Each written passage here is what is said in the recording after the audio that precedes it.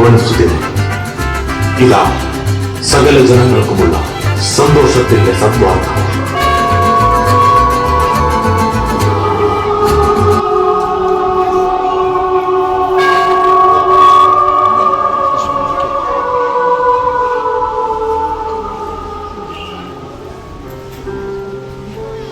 ഭൂമിയിലേക്ക് നോക്കിയേ, എന്ത് ഭംഗിയാണ് ഈ കാഴ്ച.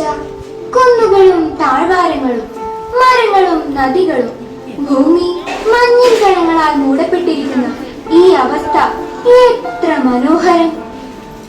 ദൈവം തന്റെ ഏകജാതനെ ഭൂമിയിലേക്ക് അയക്കുന്ന ഈ പൊൻസുദിനത്തിൽ നക്ഷത്രങ്ങളായ നമുക്ക് ഒരു പ്രതീകമാകാൻ കഴിഞ്ഞത് എത്ര വലിയ അനുഗ്രഹമാണ്. രക്ഷകനായ യേശുവിനെ കാണുവാൻ ആർക്കാണ് ആദ്യം ഭാഗ്യം ലഭിക്കുക? ഒരുപക്ഷെ രാജാവിന്? അല്ല, ലോകത്തിലെ ഏറ്റവും വലിയ സുന്ദരന്. അതുമല്ലെങ്കിൽ ധാരാളം രത്നവും സ്വർണവുമുള്ള ധനികന്. ഒരു മാലാഖ.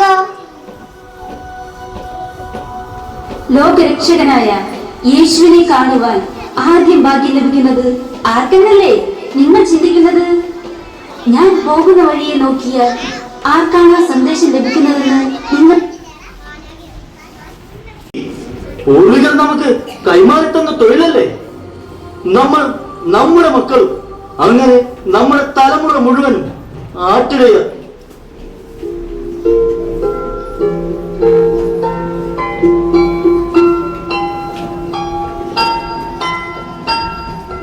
ആര് ചത്താലും ജീവിച്ചാലും അവന്റെ ഒരു കിന്നര വായന.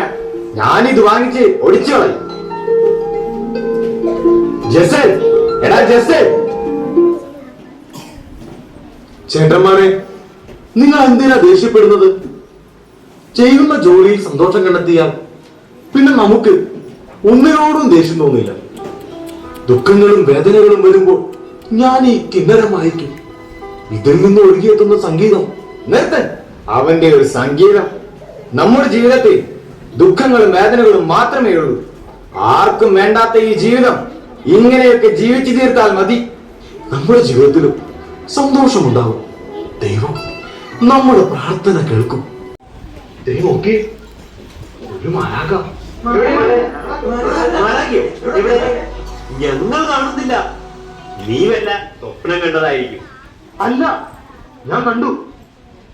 മാലാഖയെ ഞാൻ കണ്ടു. എവിടെയോ, ഇവിടെ എവിടെയോ മാലാഖയുണ്ട്. ഞങ്ങൾക്ക് കാണാം ഒരു മാലാഖ. അത്യുന്നതങ്ങളിൽ ദൈവത്തിന് സ്തുതി, ഭൂമിയിൽ സന്മനസ്സുള്ളവർക്ക് സമാധാനം. നിങ്ങൾക്കായി ബത്ലഹേമിലെ കാലിത്തൊഴുത്തിൽ ഒരു രക്ഷകൻ ജനിച്ചിരിക്കുന്നു. ലോകരക്ഷകനെ ആദ്യം കാണുവാനുള്ള ഭാഗ്യം നിങ്ങൾക്കാണ് ലഭിച്ചിരിക്കുന്നത്. ബത്ലഹേമിലേക്ക് പോകാം.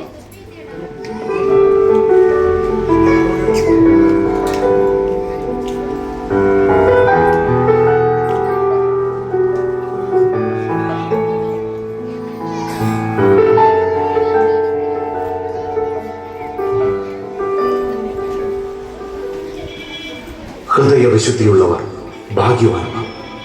എന്തുകൊണ്ടെന്നാൽ അവർ ദൈവത്തെ കാണും. 1000 പുൽക്കൂട്ടിൽ ഉണ്ണി പിറന്നാലും സ്വന്തം ഹൃദയത്തിൽ ഉണ്ണി പിറക്കുന്നില്ലെങ്കിൽ എന്തു ഫലം? ഉണ്ണിയെ സ്വീകരിക്കാം. നമുക്ക് ഹൃദയങ്ങൾ ഒരുക്കി വിശുദ്ധിയോടെ കാത്തിരിക്കാം.